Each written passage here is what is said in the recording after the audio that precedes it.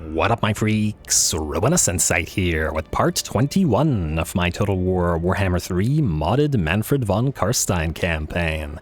So, a bunch of stuff happened last time, but none of that is whatsoever important anymore. We can forget about anything up to now, because between the episodes, while I was doing the moving around of the tech thieves and the assassins and the irrelevant little armies, one very important thing happened at last. King Hekenerus has at last found us materials at sea. 79 turns we have been searching for this, and we have found it at last. To those of you who have been crossing your fingers that we finally get that materials at sea, you magnificent bastards, you finally did it. We got it. And this means a massive boon to our entire faction. I think this is the longest I've ever gone a essentially world-spanning campaign without finding materials at sea. I mean, we own probably more than half of the world if we count our allies or our vassals, probably like 60% at least, and looking to get more as well. And we were searching for those islands for the entire time. And now that we have it, that will mean a significant reduction in the amount of admin we will have to do, because our buildings, for at least those 5 or 6 turns that we have it, will be much cheaper. It would be nice to find another one, but I'm getting way ahead of myself. The one should be sufficient for a major upgrade, and may even carry us to the end of the campaign in terms of what it does for our economy. And I'm sure there were other things that happened, but yeah, that's the only thing that matters. So let's get started. We have destroyed Kairos for good and are moving towards the destruction of the Rapturous Excess and the Slaanesh therein, but Mannfred will not be participating in that because we don't need him to. We're going to start moving him instead towards Nagashazar, which is one of his, I think the last remaining big goal he has before the end of the, not before the end of the campaign so much as the victory condition. You, recruiter, will stick around Mannfred just to be protected in case Abyssa decides to come for you, which is very possible. Also, Slaanesh giggle. And the Blood Knights and the Blood Dragon Warriors, well, we're going to send them their way as well. Wallach, you will probably be declaring war on these guys, but let's do this in order and then figure out what exactly we're going to do. So, Kadon von Senkenhof, you are marching towards Galbaraz, which unfortunately you can't reach as yet. They are nicely vampirically corrupted, though, so you're free to start moving towards them. Actually, you know what? Oh yeah, move towards them. Who knows? Maybe they might attack you. They might underestimate you because you're an army full of zombies, and this army might sally out and draw the garrison of Galbaraz out. The big problem, of course, will be that we wouldn't be able to chase them around if we should win the battle with nothing but zombies, but, well, we'll give it a shot. Anyway, let's level you up just in case. I don't think we have any... Well, I was about to say, I don't think we really have any high-tier zombies, but they are actually getting there, which ain't too bad. Let's get the Dark Pact. Well, I guess we'd be defending, so it wouldn't work here anyway, at least not for this turn. And then I guess we'll probably want to move towards Undeath Resurgent for that physical resistant bonus. Alright, otherwise, if there's anything else that's going to be in this army, it'll probably be a Mortis Engine, so Carriages of Death is the way to go. 1, 2, 3, and then Magical Animus, obviously Legions of the Dead, and then Undeath Resurgent. We'll leave the casting by and large to the 2 Necros, who we have pretty much leveled up for that purpose. Let's max out Van Hale's Dance Macabre, because in this particular army, these zombies actually do fairly okay damage, especially once we have that Dark Benediction, which will power them up even further. So let's get the Hunger, and let's move through, I'm going to say Tenacity, a little bit of extra effective HP by getting regular HP, and then into Dark Benediction as fast as possible. Alright, hopefully it's not too dangerous for this army, as it's a pretty solid garrison. They got 3 units of Black Orcs with great weapons, Orc Biggins. Did I overplay our hand here? I don't know. I guess we're going to find out as we go. And if a zombie army dies, a zombie army dies. That's what they're for. The Necromancers are merely the pets of their vampiric masters. Speaking of vampiric masters, Wilmar of the Thousand Wings is ready to go. There are 3 stacks here. And I don't mean this one. I mean 1, 2, and then a tier 4 garrison as well. Can the flying army alone take that? I don't know. And it's going to be hard because they have a lot of those Howling Warp Gale units, which are obviously going to be a major issue for us, but we'll give it a shot. Soul Blight and Evasion. I suppose at the end of the day, if this army is to lose, it can at least back out of the battlefield fairly easily, and due to its maneuverability and all that. Let's get... I mean, once again, and this is the army that I don't like to use Raise Dead because I feel like it doesn't... I mean, I like it with just the flying units, so we're gonna continue not relying on it. Obviously, it's making the battles harder for this army, but, well, it does keep things interesting. Well, Mar, are you ready, sir? Go into... I guess Vampiric Channeling. Let's draw the enemy out. Now... which is the best army to go for? We could go after this guy, thereby destroying one of the Warlock Masters and depriving the enemy of the Howling Warp Gale, or we could attempt to go after Thrammute here and try to destroy this army before the major reinforcements make their way onto the battlefield. I'm a little bit worried about this not working out, but there is a fairly significant contingent of decent units here and a lot of anti-large, so maybe we'll give Thrammute a try. Even if he is in camp and stance. Anyway, let's go for Thrammute. You know what? Let's get a couple... Ooh, bats are expensive. Huh. This better be important. Alright, go briefly into Necromantic Ritual, then raise it. That barely made them any cheaper. Oh, it's because we're in enemy territory. Well, nonetheless, raise a couple bats. And then go into Vampiric Stance or whatever stance, and then go. Your army wasn't full, and now I'm kind of regretting not keeping the other vampiress in this army to help out with another hero, but well, decisive defeat, casualties high either way. That's a lot of rats, but well, Wilmar, this is gonna be your show, sir. You either win it or you don't. War Banner can go on. I guess the vampire, I mean, she's already plenty quick, and the necromancer doesn't want to get bogged down because he is on foot, our only unit that's on foot. Let's see if we can pull this off. I love it. Go.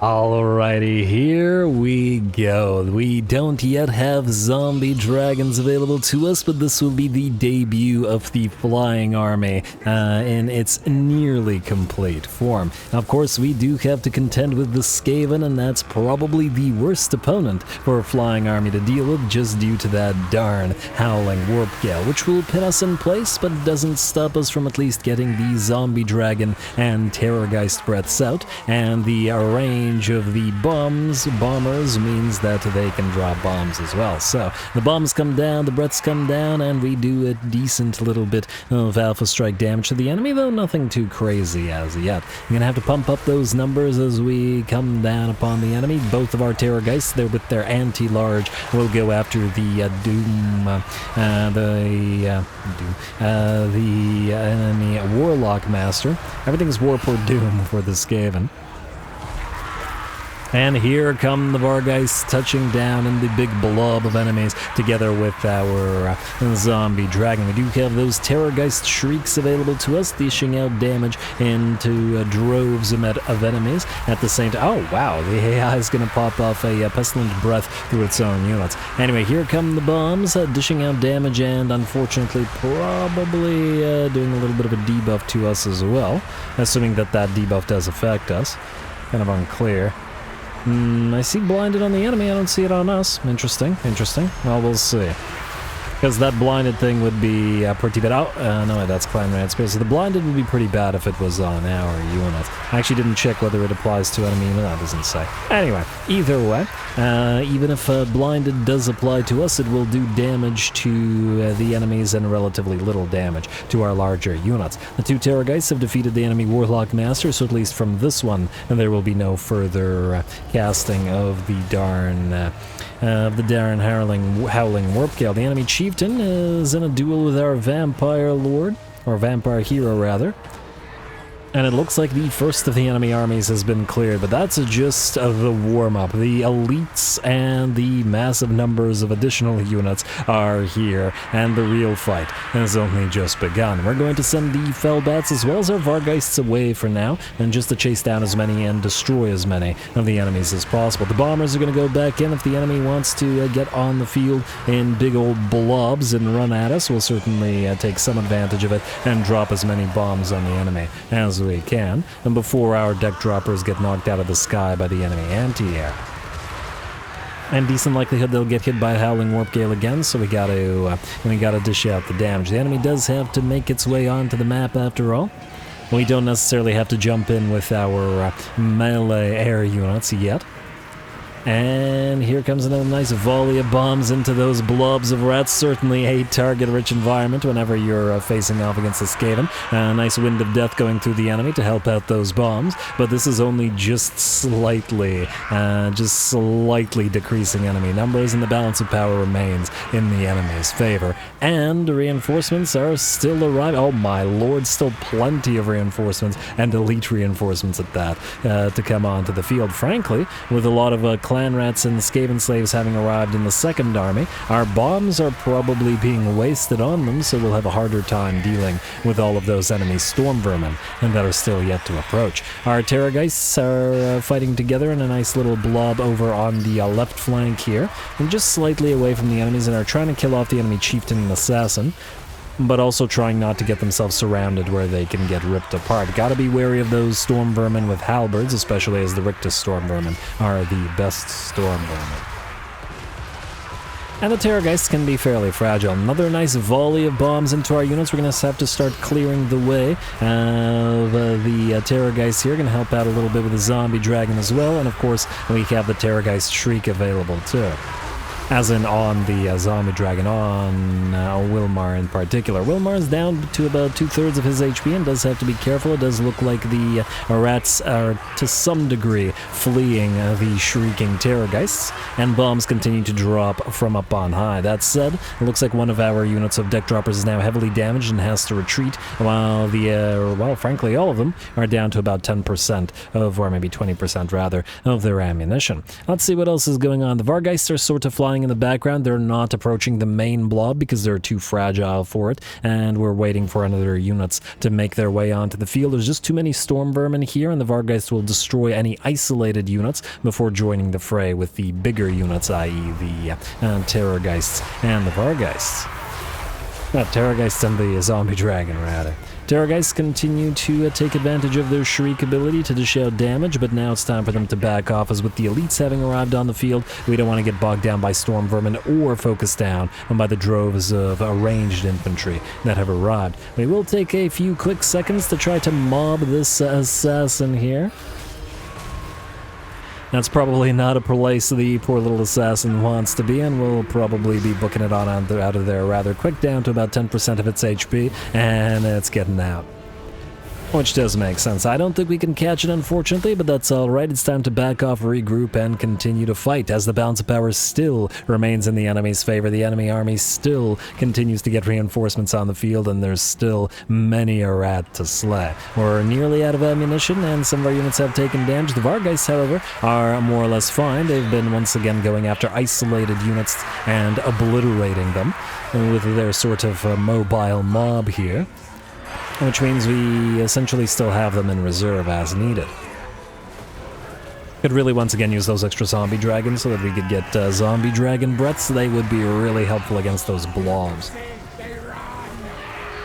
And the bombs are here to help deal with the blobs, which this army is going to have a fairly difficult time dealing with, but, well, the zombie dragons rather would certainly make it go a little bit easier. Anyway, I'm gonna have to back away a little bit with the bombs and try to get another position, find another unit of isolated rats and hit them with the Vargeists, and now the Terrorgeists again. Soon it'll be time to start blobbing both types of aerial units together to some degree, although the units that are healthier, i.e. the two Terrorgeists that are relatively unharmed or have been healed up, as well as Wilmar, who is actually damaged down to half HP, but has his healing potion, can still fight on their own and try to go after imminent threats, i.e. the Deathglobe, Bombardiers, and any other similar units. Out here, the enemy has 3 new artillery pieces that have arrived on the field. We have 1 unit of bats to spare, so we'll send a unit of bats at them, touch down, and hopefully destroy the artillery, or at the very least send the rats scurrying before they do too much damage. Specifically, the Warp Lightning Cannons are going to be the main focus, and then the Plague Claws follow. Alright, out here it looks like Wilmar has by and large destroyed, or at the very least heavily damaged, those Death Globes. Starting to take a little bit of damage on the Terrorgeist, and once again Wilmar has been taking damage for the entire fight. But not to worry, we can back them off shortly. Alrighty, and let's see what's going on. It looks like the damaged Terrorgeists, together with our Vampire and all of our Vargeists, are now fighting together in the blob, together with our Necromancer, who is in here somewhere. I'm not entirely sure where, but I suppose it doesn't matter much, but he does need to stick around near to the Vargeists to give them the additional healing from Master of the Dead, because once again, Vargeists have basically no melee defense, and when they get surrounded, they do get in trouble quite quickly. Fortunately, when you use multiple Vargeist units in a blob, and it's generally more effective to do so, at least against the AI, they can at least protect each other to some degree and not get individual units too surrounded. Similar sort of idea with using eagles and with using manticores and such. A unit by itself is going to get surrounded and punished, whereas it's harder to punish several Vargeists at once.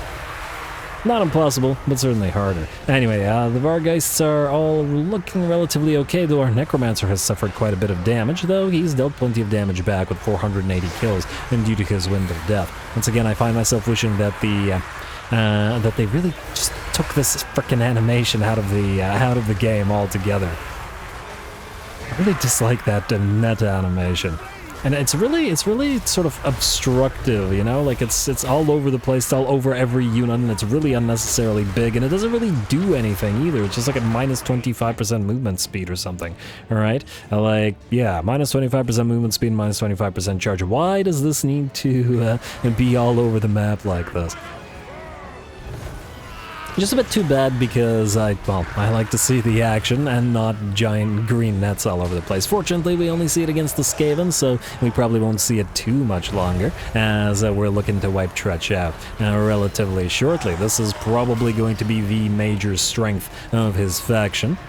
And by the looks of it, the balance of power has shifted in our favor, so that strength is waning. Wilmar, however, down to about 40% of his HP in terms of his healing cap, and is very much in trouble. Our Necromancer is obviously still damaged wherever he is, but the rest of our units are relatively okay. I'm going to drop the last of the bombs that we have remaining from our deck dropper bombers. There we go. Trying to knock out whatever enemy range units can fire at our big boys, and then rip apart whatever storm vermin still remain in the fight. There we go, it's a scary pile of Vargeists moving around like this. And it is nice to have the Staff of Damnation on the Vampire here, because we can essentially buff up the entire blob and give them a massive amount of additional melee attack. Granted, it's the melee defense we need, but there's no real way that we can get that up. Slaanesh, except possibly by reducing enemy melee attack instead. So we need to consider Helm of Discord, Glittering Scales, that sort of thing, to debuff the enemies around our units. Anyway, it looks like we do manage to pull this one off, though we did take some severe damage on a few units. The Flying Army does carry the day, and many rats or rat corpses will be feasted upon, but I suppose they're like chips, and well, there's many to be had. Anyway.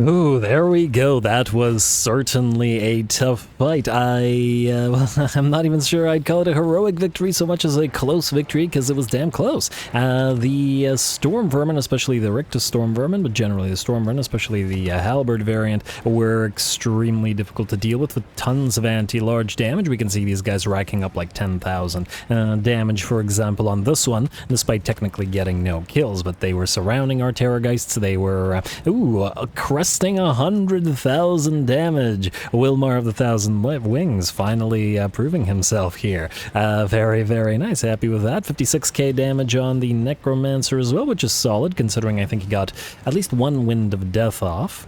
But damn, Wilmar. Very, very nice. The Bats actually racked up decent amounts of kills, but they were chasing things around, so it wasn't true sort of kills that they were getting. The Vargeists had to more or less travel in a blob because a single Vargeist unit is very fragile due to their lack of melee defense and can't fight units of Storm Vermin with halberds by themselves. Also got to remember that this army was sort of based around the concept of having zombie dragons in it, which we, at the current time, don't have. So the Terrorgeists, which are technically anti-large monsters and not as tanky as those dragons would be, are kind of taking their spot. So it should get stronger with that nicer blob once we get there. Then we have the bombers. Obviously, if you were wondering why I was putting the deck dropper bombers in this army rather than in the follower army, that was why. Because of the smaller number of bigger units in this army, it's the ideal sort of situation for the bombers to fly support and drop bombs around them without sort of being too big of a threat to our own units. They can still probably hurt the Vargeists, but otherwise it's a fairly nice combination there. Once again, very impressive to Wilmar, and 279 kills and 29,000 damage. Looks like the Night Horrors win the day.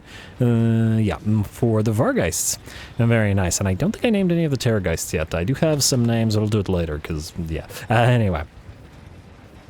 I guess we'll have... It's only a slight amount of healing, but we still have to deal with the enemy garrison and such, so I guess we'll have to heal up here. Yeah, go for it. Yeah, that was a really fun fight. And we didn't have to rely on Raised Dead, though. It would have made the fight a lot easier. Once again. Alrighty, now let's see what remains of the enemy. The main concern here is this. Crone, sure. Ally missions successful, nice. Razor standard, and, no items, really? Come on, man. Come on. We have the frickin' challenge their faith thing, and we defeated all those armies and got no items, or did we get one item? Either way, you can do better, damn. Wilmar deserves better after that performance. Actually, speaking of Wilmar, he's got himself 2 levels. You know what? A Flock of Doom would have actually really been useful in that fight. Unfortunately, I made a bit of a gaffe in not getting it. Immortal Horror really helped as well, because we can see the HP low on these guys. Every single one of our heroes reached their healing cap, especially Wilmar, who was just very, very close to running out of HP. But I think if we are likely or liable to be fighting the Skaven again, we'll need Flock of Doom available to us, because it's fantastic against those blobs. Purple Son of Zoreus, not super helpful here. At least I'd rather use Flock of Doom and a blob of Skaven or Wind of Death than it, and the Fate of Buna is a little bit too expensive. There are situations where we use it and Mannfred himself gets reductions in it, but I think against the Skaven, we're better off casting other spells. We'll go Magical Reserves and Earthing instead for now. You... Necro. You are not getting Raised Dead, so let's max out Onslaught, and then let's move... I'll try to move towards Potent, so we'll get Calming, and then Potent once you level up once more. You're gonna go for Crookback Mountain now. And Valiant defeated. Looks like the auto-resolve won't let us attack it again. So build siege equipment, as funny as that's. I'm just imagining a bunch of bats like fly into the tower and just wait in the tower. And the ramp comes down, and everybody on top of the walls expects there to be, you know, sort of melee troops coming out of there, but the bats just fly out the top, even though they could have just flown over the walls themselves. It amuses me. And I guess maybe Vargeist sort of pushing it on the ground below, complaining to each other about what the heck is this. Anyway, besiege the tower. We'll most likely get attacked by all these guys again next turn, but, well, as we already know, they will perish in their attempt. Alright. They might actually get an ambush going on us, but frankly, this is not a good army to ambush. They're almost all flying, with the exception of the Necro, and it's just not going to work well. Bathilda, you're marching northwards. We're saving Azag the Slaughterer and his faction for Bathilda because she's returning home to where she started. She's on a trip back, sort of a continuation. Wait, stop. Sort of a trip back, a continuation of her original run in the Vlad campaign, as she started around here, and then that's where she will return by, well, going like this, as she has done. I like it. Anyway, Bathilda, you're good. Wilhelm of the Grim Banquet. You are supposed to chase after Thorgrim. He's currently in mining camp stance. I wonder... Well, he probably can't get to us, can he? Alright, just go this way, then. Just go this way. Ooh, speaking of Wilmar, we have 15 blood kisses now, which means our final bloodline, our Strigoi, is awakened. And you know what? I think what we'll do is this. Brandon Gagnier, you're obviously getting replaced. I assume you have no items. Yeah, but you were always here to get replaced. We will... Wait, do we need you to ferry anything? I guess that's a question. You know what? We might use him to ferry some stuff. Let's do this. You're gonna leave right here. We're gonna pop into Hermann Gearhoff. And to reward King Hekenerus for that... Ghoul King Hekenerus. There we go. To reward him for finding that materials at sea for us, it has to be... Oh, it's Hekenerus. Okay, well... Sure, I was gonna check, and then I didn't, and then I screwed myself. Hekenerus. There you go. Alright, and you will be... not using Crypt Ghouls, you will be using Crypt Horrors, so you need monstrosities more to take the hits from the bombs. I guess that was a little bit of a preview of the bomb work as well. Although, of course, this army will function a little bit differently, especially as we'll have to protect those... Oh, look at the stats. Ultra-fragile zombie pirate gunnery mob bombers. Anyway, Brandon, you are going to go this way, at least for now. We may move you elsewhere, but we'll have to figure it out. This place is kind of complicated right now because we're in a bit of a standoff with Festus, so yeah. Who currently has that Nemesis crown as well. Anyway, Gustav Grigorovich, looks like you are next. We will continue doing this in order. And you will be proceeding... Chaos Waste is still causing you corruption issues, eh? Well, I guess you've no choice. Go into Necromantic Ritual. You are more or less at full HP anyway, so get as close to Mount Athol as you can, and then hopefully you can hit it, next turn. These guys are definitely on the back foot, and ooh, eventually we'll be rewarded with Salt, which is great because it's upkeep reduction faction-wide. Still need it, even this late. A Recruiter, you don't need to recruit anything here yet, but you will in exactly one turn as Camrius near to level 5, which means we will be getting the Black Grail Knights for the Red Duke, and the Drakenhof Guard, probably for Mannfred. Although the issue there is I don't know what... I mean, they're a legendary unit, and it feels like he'd take the best. The only issue is I don't know where exactly to put them, because he doesn't really have room in his army. I like where his army is currently. They will serve. I genuinely don't know what we might delete out of here. He's currently the only army using Sword and Board Graveguard as well. But anyway, Frederick von Carlsbruck, even though it's going to cause you attrition, we're going to pop you into ambush stance right here, as we are going to declare war on Abyssus soon, and if she gets ambushed by this, maybe that'll work out, though... Slaanesh, you're kind of a dangerous army for you guys to be up against, because a charge into those zombie pirate handguns will see them instantly destroyed, but... You gotta risky to get the bisky. Recruiter, other recruiter. There's a lot of you guys running around. Assuming that you don't have to trade anything, and I don't think that you do. Alright, here's what we'll do. We're gonna march stance you this way, where hopefully Bathilda can protect you. And she can essentially escort you up this way towards Vlad, as you're supposed to trade all this stuff to Vlad. He wants his piles of Sylvanian crossbows to buff them up nicely. Then I guess for now we're going to have to send Elvira this way. So Elvira, you're going to go to the Fortress of Vorag. In fact, even march stance out near it. And I'd like to see where this guy goes from here. It's not really a threatening army, but it's threatening enough to actually kill off our poorly defended garrisons. So, Nozert, you're going this way as well, so I guess you can go into March. Oh, you can't go into March, so I just go this way. And then other recruiter, you are getting the follower army set up. You need one more set of handguns, I'd wager. And what, we have another. Where is this? Oh. I was going to give this Terrorgeist to... Well, I guess you can transfer him. I was going to give the other Terrorgeist to Bathilda for now. I guess we could potentially make another one if we can find another one as well.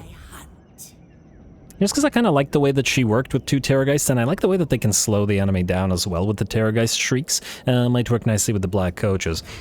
Once again, I did want Imperial land ships in here, but if it doesn't work, it doesn't work. It's fine. Anyway, Ludwig von Deal, you are up next, sir. You're going to land at Stone Mine Tower, and you're going to occupy it. Make them suffer. And I guess you can have the Banner of Swiftness yourself. Auto-resolve. And occupy. And... Oh, there's we don't have Akrand. Okay, never mind. We need to still build his other Spellbreakers, but we need to actually build them from somewhere, and I'm not yet sure where, but we'll figure it out. Let's upgrade Stone Mine Tower as well here, because it's cheap to do so. Alrighty, who's next? Big ol' Empire, so lots of moves to be made every turn. Kemmler, you are going to try to head towards Skaven Blight and be joined by Lady Phantom Kiss here, as the both of you. And we'll attempt to grab that other book for Mr. Manny there. That does mean these armies are free to roam, which is a bit dangerous, but that means we're going to send Count Orlok towards them, I guess. Still probably use a couple more ghouls, but he can't raise them here. Okay, and he could use a couple more necros, but, well, a couple necros in general, but we'll have to get him some of those later.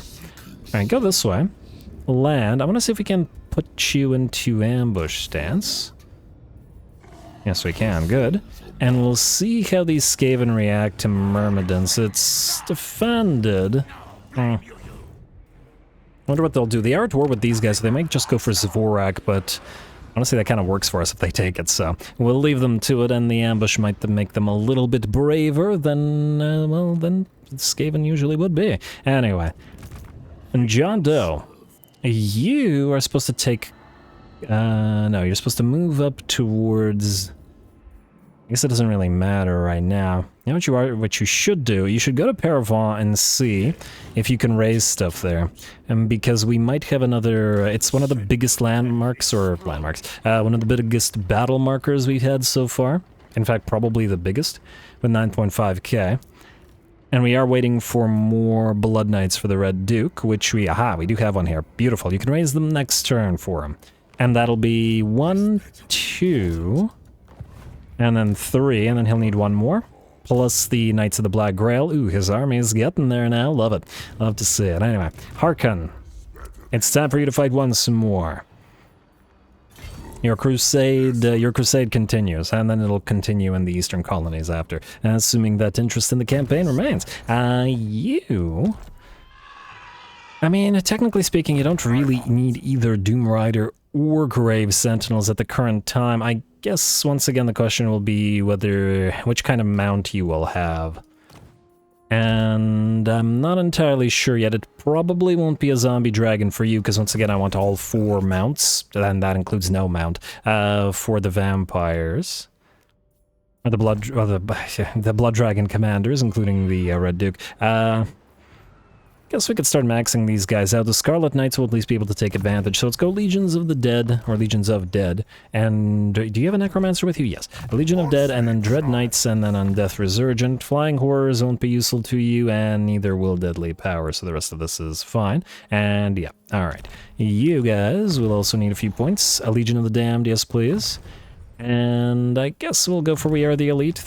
These guys are pretty heavily armored, so it doesn't matter all that much, but nonetheless. And lastly, the Necro. We have all the spell work that we need, at least the good stuff. Let's start going through Onslaught to get a little bit more damage. And we may or may not put another Necro in here. I'll think about it. And possibly a Mortis Engine, but generally speaking, you want the supporting stuff. Anyway, you are at war with no one, and in fact, you want to trade, but most factions want to trade with us at this point. We got a lot of those trade goods. and aren't trading with too many factions, at least a lot less than we normally would be, simply because Where were? Yes? Tedium. I would never. Alright, simply because we need the public order. We need our own units too, our own vassals to like us. Whisperer, Tongue Lasher. Yes. Well, it's a pretty decent stack. Pyrrhic victory, casualties high. That's what I like to see. A lot of good fights in this campaign so far, and let's hope for more. Go.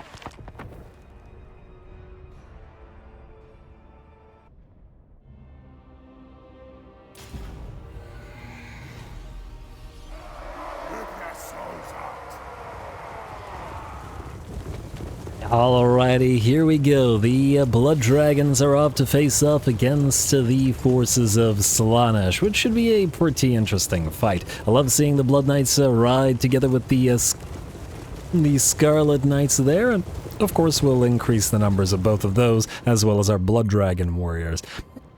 Whenever we can, or, well, we already have recruiters on the way, they just gotta ferry their troops to where they need to go. Anyway, we're gonna use the infantry of this particular army to take the hill here and try to hold the hill, as I imagine the sheer number of enemy troops will mean that they will eventually charge our main blob. The cavalry, of course, will instead sally out and fight a little fight against the enemy cav here.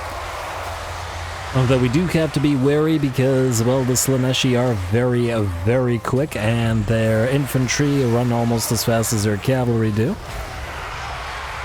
And Demonettes are at 72 speed, yeah. And we're going to have to be careful not to get mobbed. Fortunately, the Hellstriders, at least, are easily destroyed by the Blood Knights, so I'm going to take a little bit longer for the Scarlet Knights to deal with them, but they should be able to hunt them down. No problem. That said, it looks like a bunch of Demonettes have surrounded Wallach, and he is starting to take massive damage. Unfortunately, the regular Hellsteed doesn't have enough mass to get him out in the way that a zombie dragon would, and so we're going to charge back in with our Scarlet Knights and clear the way a little bit while dishing out some damage. Of course, in the meantime, the hill has been more or less taken by the rest of our army and is now holding ground while our Black Knights support the infantry therein, acting essentially as a screen ahead of our main formation, just chasing around the enemy cav and screwing up the enemy charges, while we take better positions and send the zombies forth. Alright, looks like, Wallach is now heavily damaged, though he has finally managed to break his way clear of getting surrounded by the Demonettes. This means that our Blood Knights and our Scarlet Knights are going to be able to back off. And by back off, of course, I mean back off this portion of the battle and then charge into the rear of the enemies that are fighting around the hill. Pretty fantastic looking battle so far, if I do say so myself. Enemies continue making their way up the hill and, the fight is well and truly joined now. Unfortunately, this army doesn't have any monstrous infantry to add to the ranks of our own infantry, so the Grave Guard will have to do their best to hold against the enemy on their own, regardless of the enemy charges and the enemy's own monstrous infantry in the form of their Chaos Spawn. The Blood Knights as well as Scarlet Knights have arrived once again, charging into the rear of a bunch of Hellstriders and Demonettes and obliterating them on this flank, and then charging on through to loop around and do it all again. Or at least, that's the plan. Now, the main sort of enemy blob, the enemy center, is now going to suffer severe damage as Overcast Wind of Death moves through their lines. Pretty much harmless to the Chaos Spawn, but I'm sure heavily damaging the Demonettes and the enemy Marauders and Chaos Warriors and whatnot, Forsaken, etc. alike. And just gotta continue holding the hill. Enemy Lord has once again been found. This time Wallach is going after the enemy Lord, and this time she doesn't have a bunch of Demonettes to protect her. So, not quite a one-on-one as the Scarlet Knights have moved in to help, but, that's what happened. There we go. And it looks like the Scarlet Knights and the Blood Knights have the the left flank rather, shored up now. They have a little bit of mass of their own, so the enemy is going to have a difficult time charging through them and disrupting the main formation. The bounce power has shifted in our favor at about 80%, and our zombies continue to absorb hits while our Blood Knights try to hunt down the enemy Chaos Spawn, as the Black Knights can't really help with them, at least not well. At least not without charging them in the back. Plus, it should be a pretty interesting foe for each individual unit of Blood Dragon Warriors here. Taking a long time to bring each of those Chaos Spawn down, admittedly, but that should hardly be a surprise. But they're starting to go. There we go. And bringing another one down. Well done to the Blood Dragon Warriors. The Black Knights have peeled away, and just like the Scarlet Knights and the regular Blood Knights, the Black Knights have won the right flank, and by the looks of it, the entire enemy army will shatter. Of course, the enemy did bring a bunch of Chaos Spawn, and a bunch of them remain in the fight, kind of similar to what we saw from the Tzeentch armies. It's still pretty interesting. 8 units of Chaos Spawn of Slaanesh. I really like the way that SFO does treat the Chaos Spawn, because the various spawn of the various gods do function very differently from each other. Well, maybe not very well. Some function more differently than others, let's say. Some are tanks, some are damage dealers. Khorne's is a single entity. It's pretty neat. I like it, is what I'm getting at. As opposed to the sort of just recolor of essentially the same unit that, or reskin, whatever, that vanilla sort of treats them as. Which feels unnecessary. Or at the very least feels like the easy way out. Anyway, looks like the Chaos Spawn are overwhelmed, and by the looks of it, one last one remains surrounded by zombies, and Wallach touches down to deliver the final blow here. And one swing with his sword, and the battle is his. Very, very nice. I'm glad Wallach managed to get the final blow of the battle. Beautiful. Was a little touch and go there, a little bit dangerous when we sallied out with our Blood Knights and our Scarlet Knights essentially by themselves, exposed and charged by those Slaaneshi, but it looks like it paid off handsomely, separating the enemy army before we were able to book it back to our own army, and the hill allowed us to hold a much more advantageous position than the enemy had. Lovely.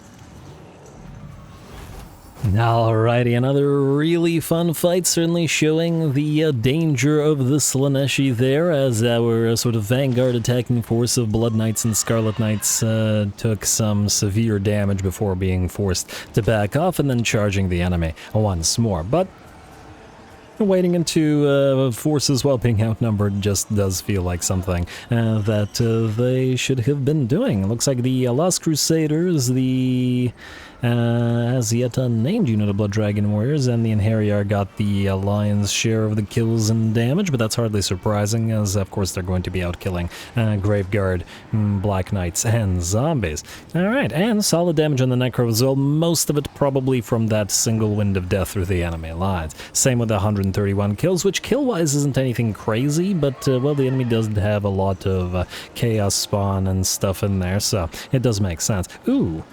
Nearly 20,000 damage on those demonettes, not even exalted demonettes, and still tons. Lovely. Good job to them. But not good enough. Occupy the place, and the Brass Cleaver, nice pickup, and Wallach Harkin gets a zombie dragon, which is nice.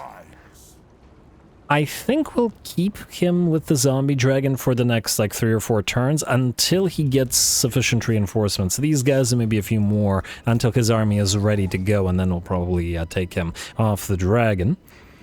Because I think well, the Red Duke's going to be on a Hellsteed, and I think we'll keep Frederick von Karlsbruck on the dragon in the Pike and Shot army, so there's no need. I'll decide whether Wallach gets to be on foot or whether he gets to be on a Barded Nightmare, which is probably going to be the case.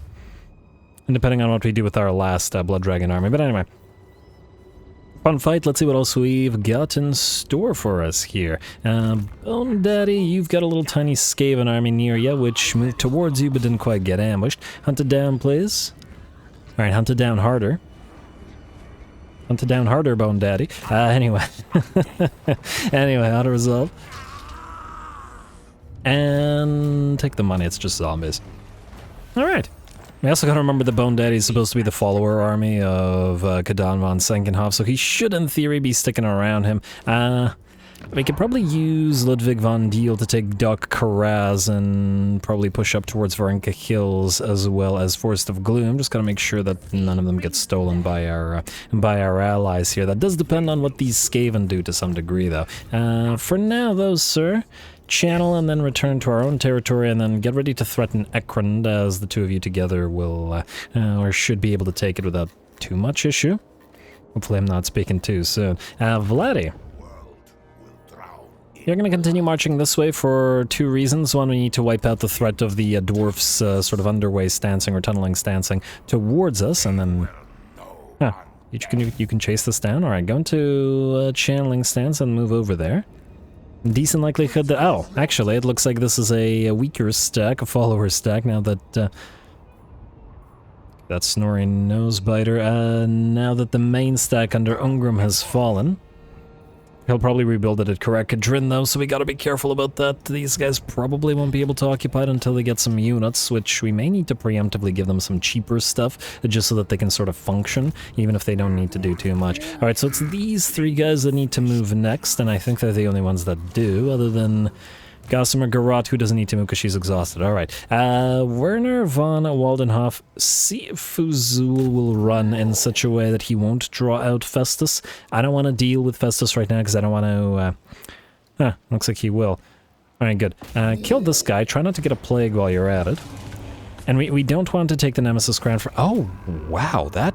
What? How did that... No! That did way too much damage, game. What the heck is wrong with you? Dominate captives for a little bit of healing, I guess. Damn. And then return to Fort Oberstyre.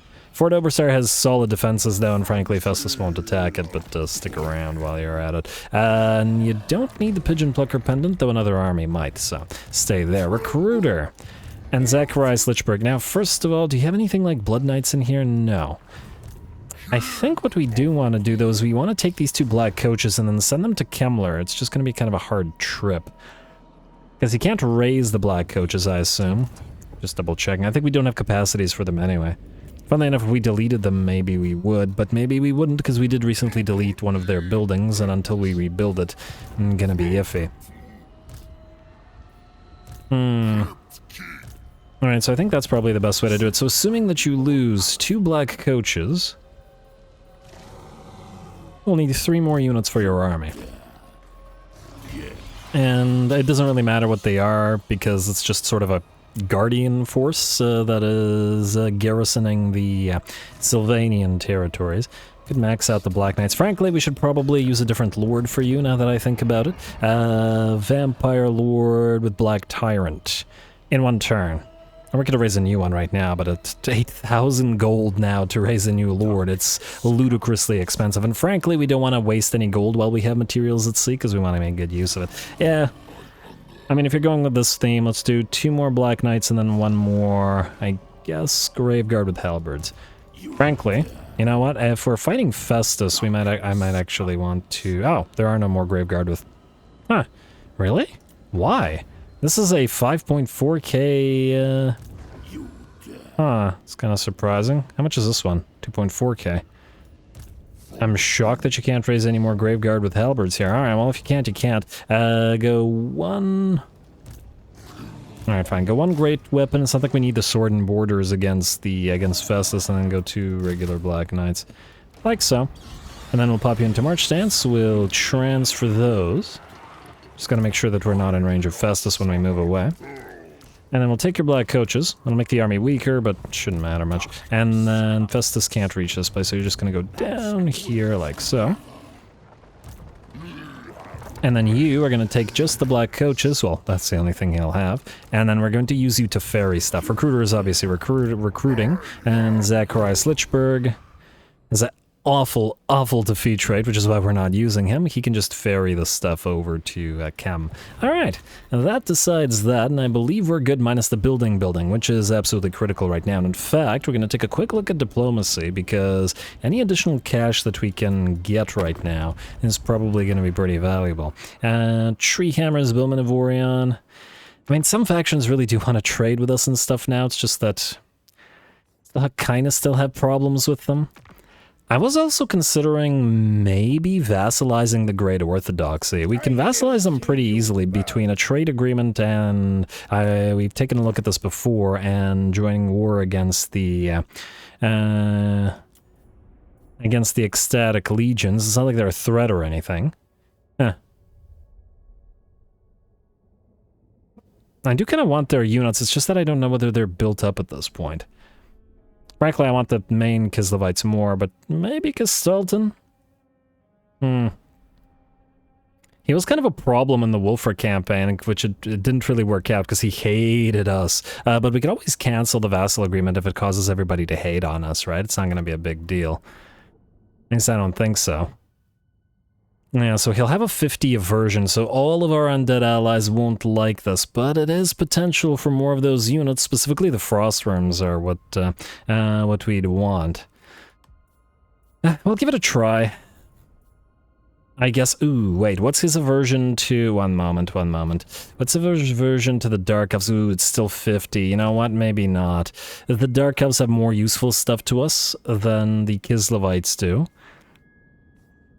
There's nobody really else that we can freely trade with without limitation, as any of our military alliances or our vassal alliances are going to cause problems with it. I mean, I guess the northern provinces, we still want a ton of Cathayan units. It's not like we're liable to vassalize them anytime, so let's do this for now, and we'll see. And they don't seem to be hating on us too much, and we'll hold off on anything else. Alright, and no peace, only war unless I'm mistaken, at least out of what we can see here. Well, you know what, there's one other thing that we may want to do. Let's just raise a few temp units in this army, although this, you know, let's raise zombies because they're free. Like so. And at least this army can defend or do stuff without actually, you know, making us pay for stuff. Let's also double check that there isn't a free necro that we can put in here, but it's a corpse stitcher, so no. Alright, building. Still remains critical. Crater of the Walking Dead, we should, you know what, no, let's start from the bottom.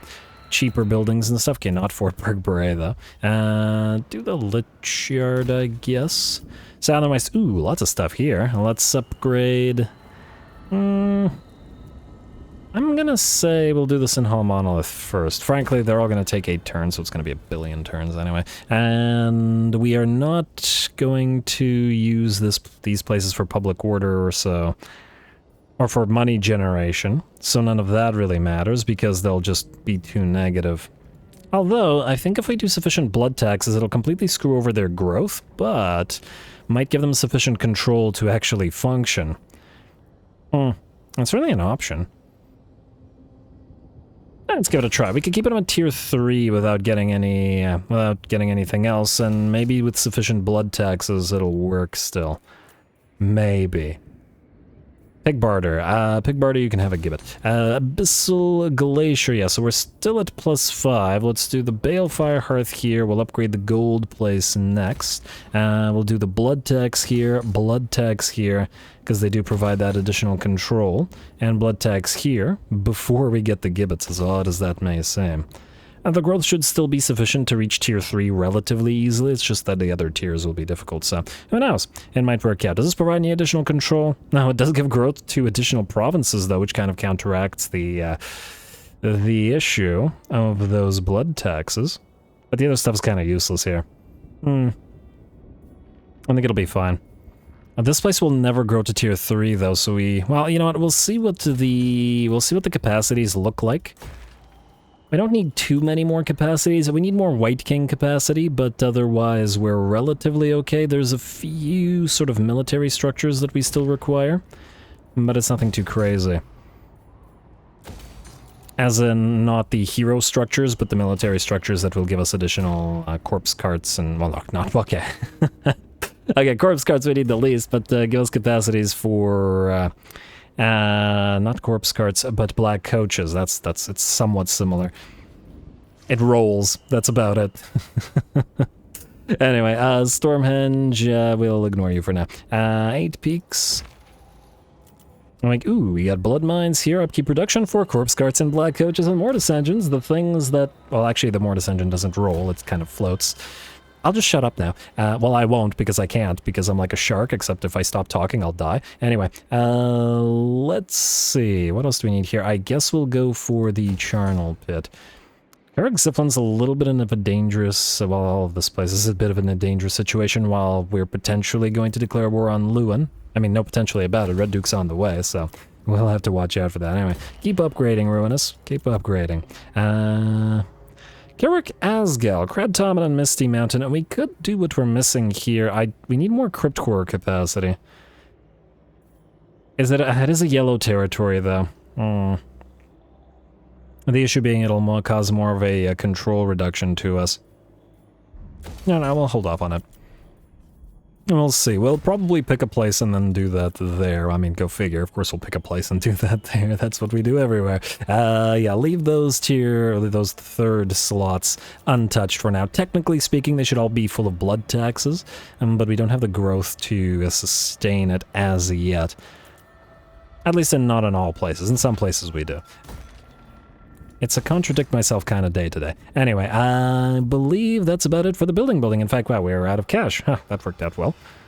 If we didn't have those materials at sea, that really would not have. Anyway, we are going to skip building upgrades and then turn. I want to see if Muck Legbiter decides to bite some zombie legs. They've got lovely legs. Go bite them. Come on now.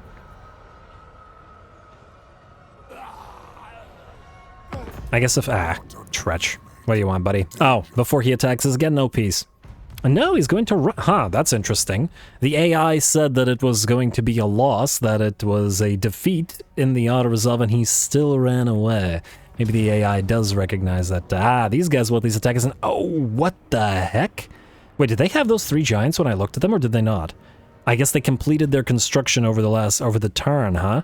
This'll be interesting. I don't know if the zombies can win this. The problem is this, the enemy has way too many range units, and once those range units focus down the war drums, well, it's going to be an issue. Oh, well, let's figure it out. Let's give it a try. At least Screaming Banner for you, Gleaming Pennant, pop it on. I don't know, the corpse cards doesn't really matter. Let's see if the zombies can pull this off. Go.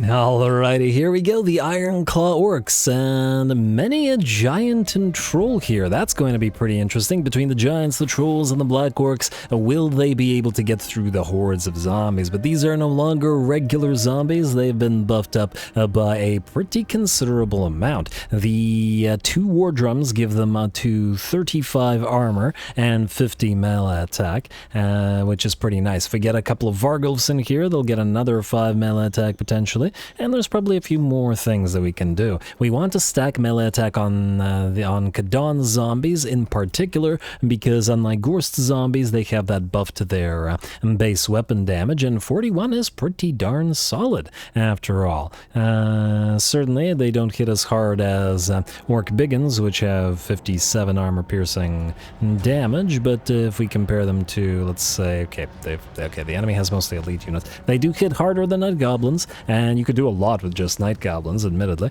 Let's see, I imagine they probably hit as hard as Orc Boys as well, but I'm not sure that they have any regular Orc Boys. It's all Biggins, it seems, in here, so, yeah.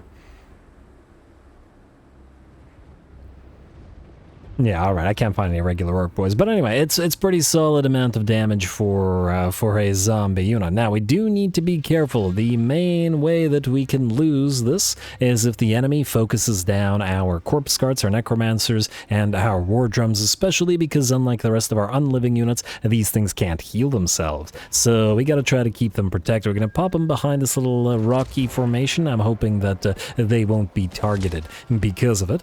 I also love the idea of the drums sort of drumming for the zombie horde. It's pretty entertaining concept. It's just too bad that we can't get undead war drums.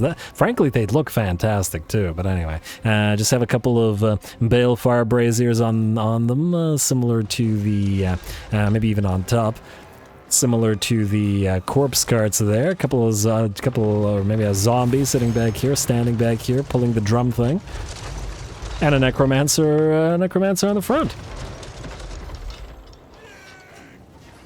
I like it. Anyway, would be nice. In the meantime, our vampire, the only thing that we have instead of artillery or similar things, is annoying the enemy lord, and has annoyed the enemy lord to the death. Has a bunch of spirit leeches, and now she's going to ride him down, take him out of the picture, out of the fight for good.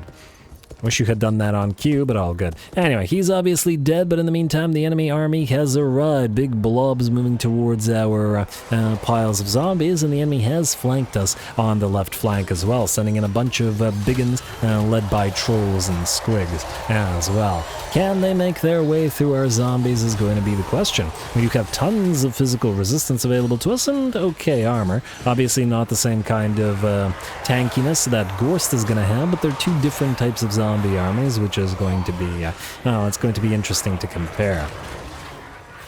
Plus, we do have the Tithe here to dish out additional damage, and they'll take the extra damage from the buffs Kadan gives, and we'll probably find them pretty useful. Anyway, looks like the trolls, the stone trolls and the squig herd are losing some leadership, which is nice, but I somehow doubt that they're going to run away from this, at least at the current time. It's going to be a long time working through the HP of those trolls. They're barely losing anything to the zombies, even with the zombies' buffs, and as we can see, they're going back up to full HP despite being at the front of this. So they're healing faster than the zombies can do damage to them. That's the trolls, however, because they have troll regeneration. The orcs, the giants, the gobos, whatever, none of those can say the same about their regeneration, and while they can certainly do damage, they will take damage as well. Plus, we've got a lot of spirit leeches available to us, so we're going to keep dropping those on giants, on enemy lords, and eventually on trolls as well. They still have a lot of our zombies to hack through, and we also have magical support. They have their archers, and we have our winds of death. Overcast doesn't look like it did a lot of damage in terms of kills, but in fact it only knocked out 2 biggins, but did about 55 or 45 rather percent of their HP and damage. And we can shore that up because we do have 2 necromancers with the Wind of Death, and by dropping another Wind of Death upon them, that's going to bounce back and clip our own zombies a little bit. But what are you going to do? You got to spend zombies to make zombies, people. That's the name of the game. And the giant's going to wade through the piles of zombies using his mass to push forward. It does look like he might want to go after our necromancer, but not to worry. Our vampiress is back and is going to touch down and help attack the giant directly. The other thing that the vampiress helps with is by... well, no, actually, does she not have it yet? Just out of curiosity. You don't have Dark Benediction yet? Unfortunately not. Well, that would have really helped here. I guess we only have that on Manny's vampire, on Trudel. Oh well.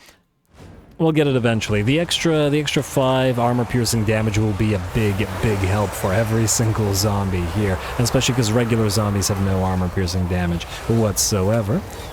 Yeah, just 0. Even 5 with the sheer numbers we have in their high melee attack will eventually tell against the enemy numbers. But still, generally speaking, that's sort of happening anyway. The occasional biggin goes down, the occasional black orc mobbed by piles of zombies.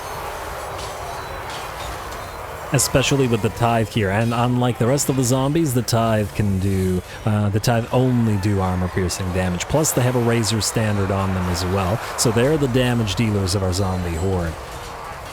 And that's why I'm keeping them in this zombie army rather than in Gorst's zombie army. Yes, Gorst can buff them up more, at least make them a lot tankier, but Gorst is there to do damage himself as he is a Mortis engine, whereas we need extra damage here. Anyway, it looks like a giant has been mobbed. We've seen the Beastmen giants run down in the past by blobs of our own units, and while the enemy has many a giant and troll here, we're looking to do the same. Mount Sparrows is still in the enemy's favor, but, well, as long as the battle keeps going on, we can keep recharging and dropping more winds of death upon the enemy. Though the heavy armor of the enemy is making those winds of death not deal as much damage as we might otherwise like, we're certainly getting that. There we go, that one bounced perfectly.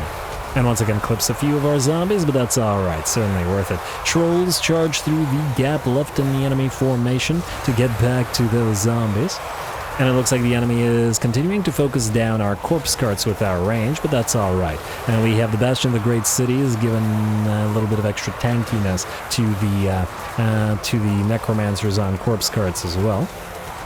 And then of course we have Undeath Resurgent on our Lord, which gives additional physical resistance to everybody.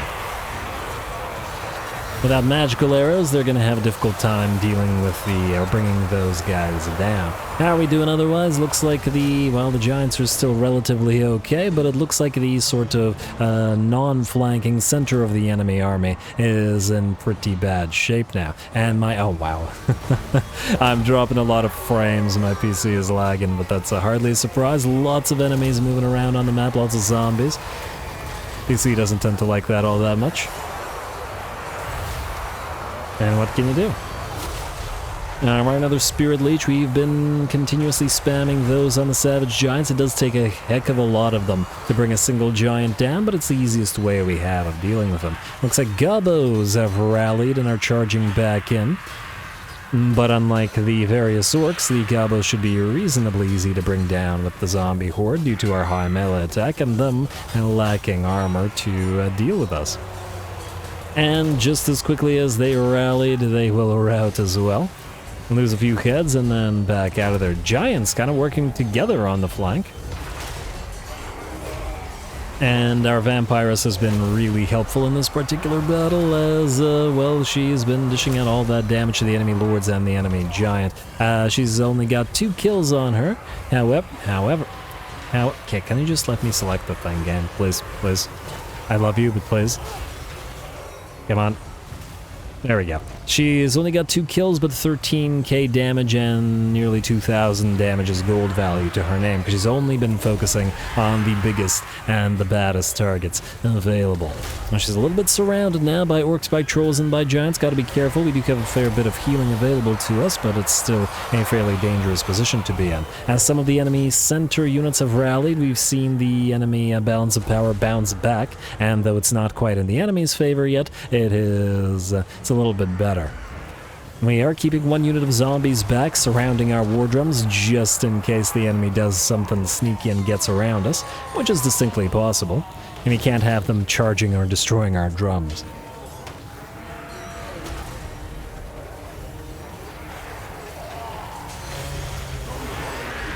I really love the drum units. I always try to ally with Cafe in most campaigns that it's feasible just to get the drums in various armies. But I just like support units in general. And the same thing when possible with the Dark Elves, although lately it feels like it's been a little bit harder than necessary to acquire those Blood Drag Cauldrons. Anyway, another Savage Giant is nearly down. Bounce power remains about 55% in our favor, but I do bet the enemy is running out of units now. Spinning Loons going through our lines of zombies, liable to do quite a bit of damage. And we really got to bring those giants down. This will get a lot easier once we have 2 Vargulfs in this army and possibly a couple Mortis engines as well. Mortis engines to do damage to enemy blobs, Vargulfs to bring down single entities and to buff up the zombies even further will make this a pretty scary army. And certainly a force to be reckoned with. Not that it isn't already, as they're clearly proving here despite the enemy numbers and vastly superior unit types and quality. It's time to surge forth with our zombies as well. The enemy will activate one last wall, but it looks like the balance of power is nearly completely in our favor now. Just a few more key units, a few giants to be brought down, and I'd wager the enemy army will shatter for good. And that looked like a swing and a miss with the club, or at the very least, so few zombies are being knocked out by the... charge from the trolls worked, though. And that giant was having a little bit of a difficult time hitting those zombies, or maybe the giant is trying to go after the vampire. And damn, those trolls can charge deep into the zombie formation. Not so sure it's a good idea on their part, though we've seen before that we've had a little bit of a difficult time actually dishing out any damage to them, and yeah, that remains so. Stone Trolls, absolutely fantastic tanks, but unfortunately for them, and just being fantastic tanks is not enough. The Giants fail, the Black Orcs fail, all the Orcs and Gobos give it up, and the battle belongs once again to the zombies.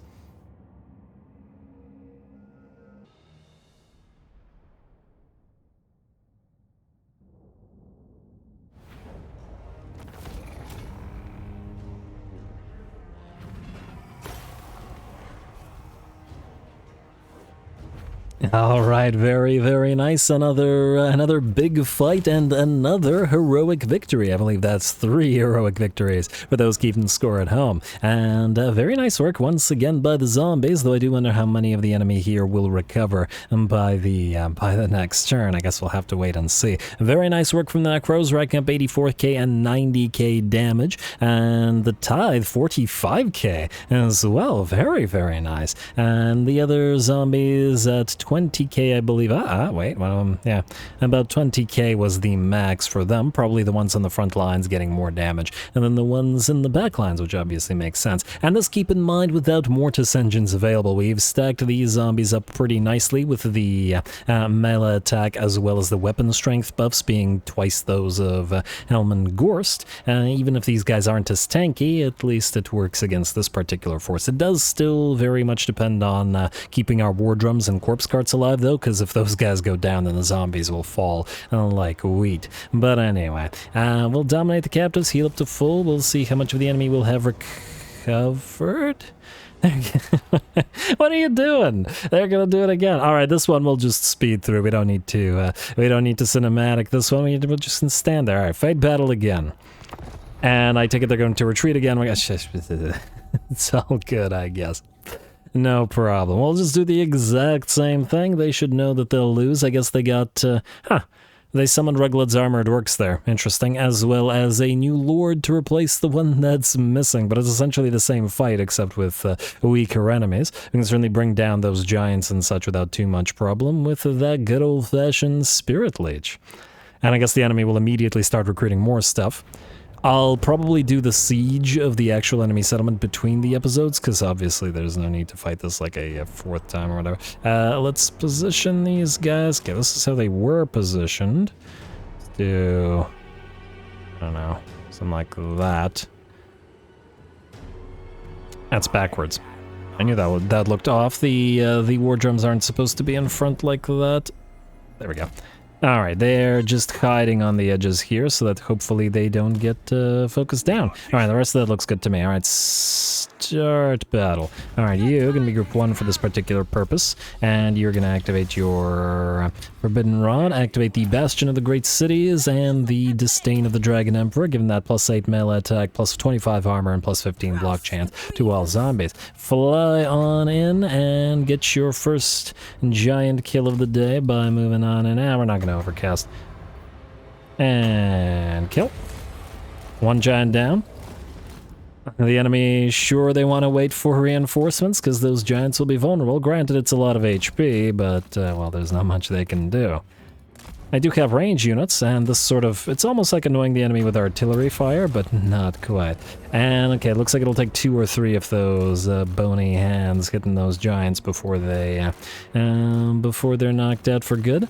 Last time we knocked the Lord out in this manner. Who needs artillery when you have magical artillery? Although it's more like a magical snipers, I guess, in this particular case, but yeah. Alright, keep going. They can't stop you. What we can do is keep using that Forbidden Rod, though. And Spirit Leech number 2. And we'll just keep playing this on max speed, because that'll be how we do it. Giant 2 is down. The garrison is coming at us again. Good for them. Good for them for trying. Alright, the Lord will probably reach us, but his giants probably will not. This must be so irritating. And come on now. Fly around. Good. And that should bring it down. Yes, yes, yes. Please tell me that brought it down. Okay, hit it a couple of times. Come on, giant. There we go. Fight. Alright, it's gonna break, and you're gonna have a difficult time chasing it down. Score, just hit it with a Spirit Leech then. Alright, good. Next Spirit Leech will be the Lord. The zombies can stay where they are. You actually should turn like this, and then so should you, because you're protecting the flanks. You're supposed to be there mostly to protect the drums, and as long as their auras reach where they need to reach. Well, these two aren't reached. Alright, move a little bit closer. Alright, back to max speed. Enemies are on the approach now. It looks like they're going to be blobbing up before hitting us, but that's just fine. Gives us more time to run a few more Spirit Leeches. Spirit Leech, go. Alright, and there should have been a Lord with the enemy. Oh, just a Lord unit. Alright, that's fine, that works. Alright, you, get back to hovering over the rest of our units, and oh, smart! He's gonna go after the War Drum. I was not expecting that. Kudos, my friend, kudos. The zombies will still mob you, though we do have to be careful about those pump wagons. I don't think they're gonna be too big of a threat to the War Drums. Go figure. Alright, you're gonna reposition yourself this way, just in case. And let's cast a spell or two. You're going to pop the Forbidden Rod. You are going to activate Undeath Resurgent. We'll wait a few more seconds, and then we'll pop a... Well, you know what? We can pop Van Hels right now. And we should probably pop off a few Winds of Death. Through the Black Orcs, at the very least. I'm a little bit wary of... I don't like this position. It looks like it'll bounce off into our own units. Let's do it here instead. And like so. Okay, you better not bounce off into our own units. Scabscrath will be safer, so we'll do that instead. Alright, and there's that Wind of Death. Don't you dare. Okay, good. You, have you killed that enemy Lord? I don't know, but you can go after the... Hey, War Drums. Stay near the center, but not so close to the enemy that they can hit you with range. Let's get a Spirit Leech going on these units of Snotling Pump Wagons. Looks like some units are backing away. Let's Scabscrath through the... Okay. Scabscrath through these guys, like so. Not bad. Clipped our our units a little bit. Let's also get another Wind of Death, maybe just Overcast, whatever, it'll just speed the matter up. Alright, good. And you can keep on chasing. Let's also summon a few zombies on top of these guys to prevent them from firing, and speed it right back up. And just a matter of waiting the enemy out, after all. Just gotta watch out for our War Drums as long as they survive, we'll be fine. Let's activate another Van Hels here. Alright, that unit of range is back. Might want to send the vampire at it, but everybody else is fine. And just stay in the blob. No need to move. No need to get crazy here. All right, War Drums get into the center of the formation as those archers are annoying us. But you can go after them. And maybe pop a Spirit Leech Askrit. Overcast on 2. I'm gonna say this is a Lord unit, but this is a unit of trolls. We'll do them instead. All right. Alright, enemy range unit is booking it on out of there from the vampire. Wait, I forget. Do you have Dark Benediction or no? I think you're not leveled up enough yet. You have Immortal Will in case you get damaged, but it looks like you're not leveled up enough for the Benediction, which is fine. It's fine because we'll still get it eventually. Alright, we got another zombie summoning available to us. Summon it on top of all these lovely ranged units. And the battle should be ours rather shortly. In fact, wait. You can get another Spirit Leech going on those boar boys because they're close by and I don't want to deal with it. Let's start moving. Not the War Drums, though. Everybody else, your blob tactics will work fine. Surround and kill those Black Orcs. You guys just force the enemy into a blob. You, let's pop off another... that's probably a waste. How can we hit with this? Do you? Oh, I gotta move? Alright, fine. Van Hels instead. Cancel that by casting something else we need. Let's do Wind of Death right there. And then let's also go for... I mean, we don't really need Curse of Years, we'll do it anyway. Just the speed matters up a teensy bit. Alright, and we're good, we're good. How's our vamp? Chase those enemies off. Alright, let's go find some trolls. Speed back up to max. And there's that unit of trolls. Alright, you guys chase down the black orcs, ignore everybody else. You guys chase down these black orcs, and maybe you guys chase down the gubbos. Alright, and I would like to speed it up. We have to chase a little bit here, so we're gonna go after the trolls, because they're the biggest targets here. We should have gone after those, but whatever. Just get a few more spirit leeches off before the battle ends, essentially. Go after the trolls. If we can knock out a few trolls, it'll make the hopefully possible auto-resolve next, not quite next turn, but, well, I guess it is next turn since turn is ending. Make it possible. You guys getting the trolls away like so. Alright, that'll hopefully slow them down a teensy bit, but they can use their mass to push through. Maybe we could slow them down to get at least one more spirit leech off. Looks like we're having a difficult time. Yeah, they're unfortunately regenerating faster than they're being killed. Trolls are kind of hard to chase unless you have cavalry to do it, or something like a unit killer of some kind. Alright, let's just wait until the black orcs have been completely destroyed here. How many left? 17. What about the little archers here? Oh, they're actually being chased down by the zombies, so that's just fine. Let's get one more spirit leech on the black orcs, and they're done, and this battle's done. Alright. Not a close victory by any means. One unit lost. But that's hardly surprising, since the big threats on the field, those giants with their trample, were destroyed with Spirit Leech before the battle started. They were a little bit more threatening last battle. The 72 kills on Rugloads, though, pretty solid. Of course, we healed ourselves up, that's fine, and a little bit of damage on the trolls as well. Black Orcs, surprisingly few kills, though. Plenty of damage, but surprisingly few kills. This time we're not really damaged, so let's return the captives and take the money. Will you try again? No, it looks like they'll sit and probably continue recruiting. Durthu, peace? No. Durthu, there's not going to be peace, buddy. I love you, but no. Non-aggression pact with Stressleth. I'm going to say no for now. We may very well do it at some point, but we need to sort of build a few more vampire crypts and stuff. Alright, what do we have now here? This is, oh, it's the same Katab Aziv thing. We don't really need these anymore, at least not as much as we used to. But I'm not so sure we want to pop the Night Court Supremacy thing right now. Here's the thing, if we do pop this, we will get the additional character experience rate to get even more experience rate, which is great. But the Night Court Supremacy -1 will mean that we have to use... I mean, I guess we could use one of these. We'll lose, like, 10,000 gold for this, essentially, won't we? Is it worth it to lose that much gold when we have materials at sea going, is the question. And I'm not so sure. On the other hand, maybe it is, it's more XP. It's for 10 turns. It's not that bad. Right? Let's do it. We just need to make sure that we get enough blood kisses this turn to be able to pop off at least one of the rights. So, drain his knowledge, we'll do -1, we're at 41.6k. Let's see what this does. 41.6k, yeah, it's not quite 10k, it's not bad. Confederation between the Escort and the Great Orthodoxy. Oh, I guess I should have vassalized them after all. Oh well, what can you do? Black Pit Tribe destroyed. Then we need 6 blood kisses now to pop one of these. Alright, well, that will be something we'll have to... Man, Executioner's Axe, I'll take it. Another Trickster Shard, Brass Cleaver, Glittering Scales, good finds, good finds. Recruiter's got a Corpse Cart, but that hardly matters. Constructor for everybody, some units are ready to go.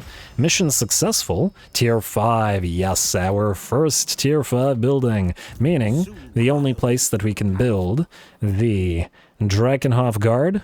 195 is surprisingly cheap, as well as the Black Grail Knights. We're gonna have to ferry these all the way up to, I guess if we're ferrying stuff, we could build a Pharaoh Strigoi here as well. Oh, these guys take 4 turns to recruit?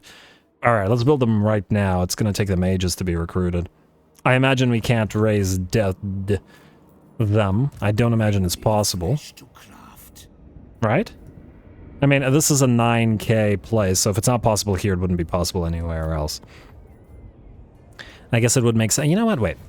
Just in case. I don't think you can, but we'll undo that, and then we'll see, because they might have it might be a capacity issue. You Necromantic Ritual? Do we have them here? No, no legendary units, unfortunately. We do have those Blood Knights that we wanted, though. And we do have a Mortis engine that we could pop into the Red Duke's army once again. Decent amount of support. He does have a fair amount of those units in there after all. Huh. We might run out of space though. Wait. Well, you know what? We can raise it, and if we don't need it here, we can pop it into another army, right? Right. Good job, Ruinous. Zombies out, and I guess... Do we really need... Well, keep the Balefire in here for now. Let's get rid of it. You know what? It's easy to raise the Balefire Corpse Guards. We'll get rid of one of those. We'll get the Necros in here. Let's get the Blood Knights for the Red Duke, and the Mortis Engine also potentially for the Red Duke. Like so. Then I guess you're going this way. Or we could meet up at... well, we should probably get Aquitaine before going for Massive 4 Cal, simply because we can reach it right now, and in fact, I'm willing to bet auto-resolve it. Cadaver Haver, you're exhausted, eh? Any chance you could do this? Give it a try. Failure. Oh well. I just wanted to give it a shot. Any other heroes nearby? Okay, you can't reach him, eh? I really want that, we want that Blood Kisses, because we need to get this back up to 0. Nah, whatever. Go for Aquitaine first. I'll try to find some between the episode. There's a lot of places, there's a lot of assassins and heroes and stuff running around after all. This is obviously not worth fighting, we'll occupy it. Alright. Razor, Standard, Black Cat, Spirit, whatever, etc, etc, etc. Ooh, new techs. Yes, alright, so I believe we were wanting to go for Dread Animator. Had to stop on by and grab Bulwark for that additional physical resistance. I'm kind of now regretting it because the extra Blood Kiss might have been needed. But all good. A reduction for Graveguard should be pretty darn solid. We also have maxed out tech, so we no longer need any tech thieves. Wait, did these guys spawn a rebellion and besiege them? That's fantastic. Why, thank you. I'll probably have to fight this between the episodes, but that means Galbaraz is done for, because these guys helped us out by not allowing these guys to heal or recruit. Beautiful. Where'd that other Skaven army go? Oh, they've taken Zvorak. Interesting. Well, that doesn't change what we have to... Ooh. You're supposed to join the army, I know. Oh, but your chances to do this is quite low. Anyway, I think we're out of time, folks, and I'm going to call the episode here. Next episode, we will go for Skaven Blight, which will, just on time, hit Tier 5, and then we'll immediately take it at Tier 4 with Kemler. Vladdy will continue hunting the dwarfs, and Wilhelm will continue doing the same. Most likely, he and his ghouls will get attacked by the elite army or armies of Thorgrim Grudgebearer here. He's just spamming hammerers and ironbreakers at this point. Grumbling Guard, Everguard. This is a heck of an army. It is damaged, though, but he does have plenty of reinforcements with tons of regiments of renown as well. More hammers and ironbreakers as well. Should be pretty fun for the ghouls to contend with. While Vlad moves southward and joins up here, we'll continue dealing with the... Oh, that's a close victory, but one of the bats will die, eh? Should I fight this between the episodes, or should I just auto-resolve it? Because we already know we'd win. I don't know if these guys would be able to reach us here and now. Because we'd probably be heavily damaged. Just auto-resolve it, it's fine, I'm sure. Wait, is there a hero in here? There is a hero in here. And Undead Researcher's not exhausted, eh? Here's the thing, the presence of those siege engines might actually be working in our favor. Oh, you can reach this guy. Never mind, doesn't matter. Go for you. And please succeed. Come on, Undead Researcher, do this. Please do this for me. Please. Come on, man. We need those blood kisses. Ezra Doombolt. Oh, wow. The Maggot Host is really reaching far, and it looks like Azag has worked his way into the Darklands. Interesting. Anyway. So fun. I just run out of... I'm gonna have to send somebody to deal with Balthazar Gelt, eh? I just want to keep on going is what I was gonna say. Anyway, time is out, and more stuff to come. Stay tuned, likes and comments below. All glory to the algorithm. And thanks for watching. Oh! Abyssa! Why? You mad woman. You can't face Manny. There's no way. Well, hopefully... Oh, I guess the ambush actually didn't work for us. Well, either way, we'll take out Abyssa, and we'll, by the looks of it, take out the Zinchen faction for... Slaanesh faction, rather, for good. Next episode. All glory to the algorithm. Thanks for watching.